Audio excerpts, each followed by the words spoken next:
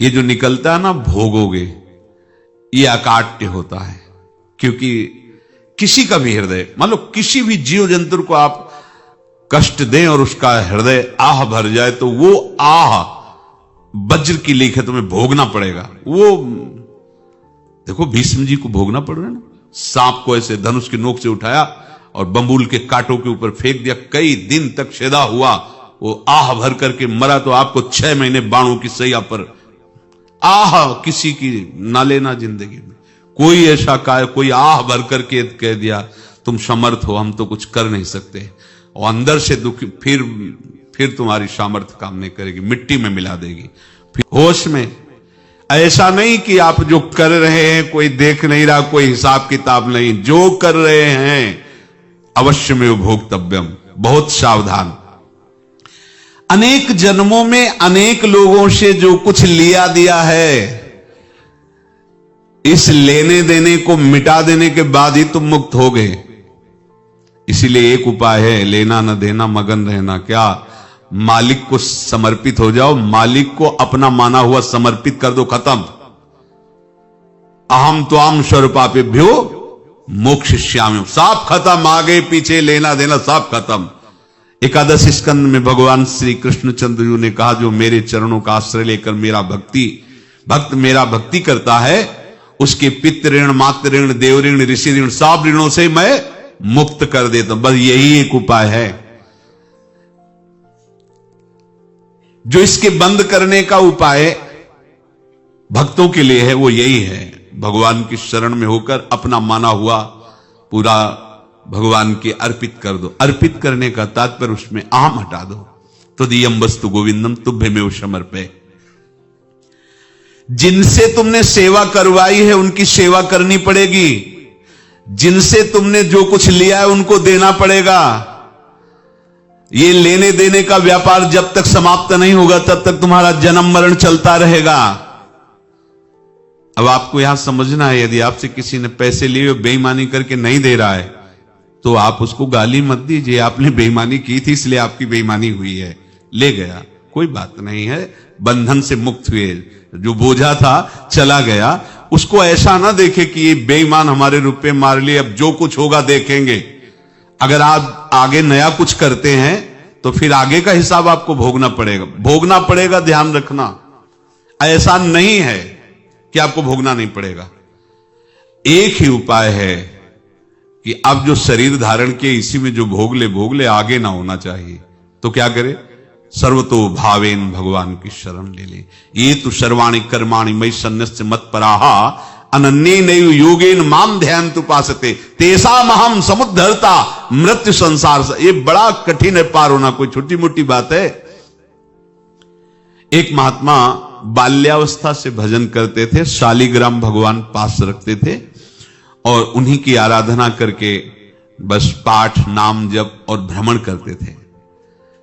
यौवन अवस्था थी, गंगा जी के किनारे अपने ठाकुर को विराजमान करके स्नान करने के लिए कपड़ा ही उतार रहे थे कि 90 लोग आ गए, भाला तलवार सब ले, मारो मारो इसको मारो, घेर लिया। तो उन्होंने हाथ जोड़कर कहा, हमने क्या अपराध किया? कोई सुन ही नहीं रहा।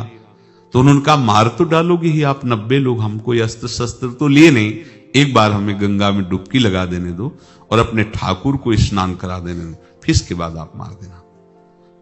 भगवत इच्छा से वो लोग रुक गए, स्नान किया और अंदर से प्रार्थना की, प्रभु ये क्या लीला है आपकी, आपके सिवा मेरा कोई है नहीं और ये मुझे मारना चाहते हैं।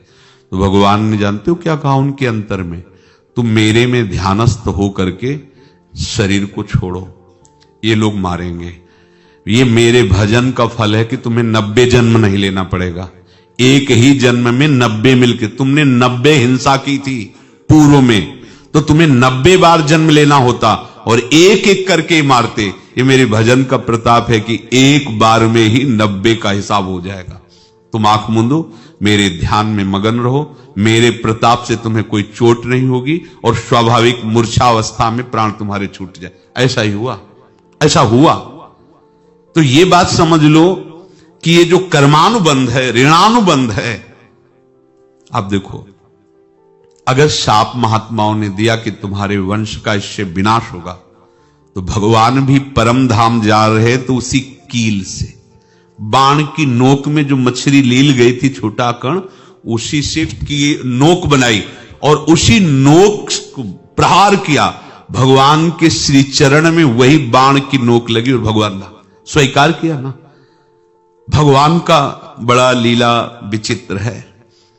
अगर छुप करके उधर रामावतार में बात, तो इधर ऐसे स्वीकार किया है भगवान ने। ऐसा कहीं नहीं दिखाया कि मैं भगवान हूं तो मैं अपने लिए, ऐसा नहीं दिखाया। नारद जी का हित किया पर नारद जी ने शाप दिया तो भगवान ने स्वीकार किया। बंदरों ने ही सहायता की, जैसा बोले थे वैसा। ये लीला इस शरीर में भोगनी पड़ेगी। हां, ज्यादा को कम में भुगता देंगे, पर अब अगला शरीर ना मिले इसके लिए सर्वतो भावेन भगवान के आश्रित हो जाए। जैसे आपने दुकान फैला रखी है तो उसमें दो काम होते हैं, लेना और देना। किसी को उधार दिया है तो हमें उससे लेना है, और कोई नगद देकर सामान ले रहा है तो उससे सामान देना है, या उधार लिया है तो हमें उधार देना है। अब अगर दुकान बंद करनी है तो तुम्हें देने वालों पर जोर देना है, लेने वालों पर जोर नहीं। लेने वाला तो जवाब क्षमा किया, समर्पित किया, हमारा कोई संबंध नहीं, खत्म हो जाए, वो खुशी हो जाएगा। लेकिन देने वाला तुम अगर दुकान भी उठा दोगे तो जहां भी रहोगे तुम्हारे पास वो आएगा, लाइए हमारा।